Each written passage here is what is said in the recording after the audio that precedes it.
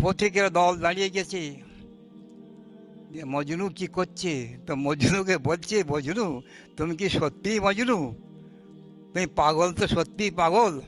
তুমি যদি এইভাবে মাটিতে যদি বালির ওপরে তোমার আঙুল দিয়ে কেবল লায়লা লায়লা লিখে চলো, তাতে তুমি কি লায়লাকে পেয়ে যাবে?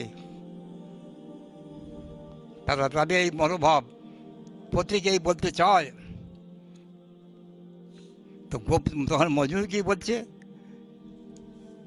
গোপ্রেমস্কে নামে লায়লা মিকুনম, গোপ্রেমস্কে নামে লায়লা মিকুনম, খাতিরে খুদ রাতসল্লি মিদহম।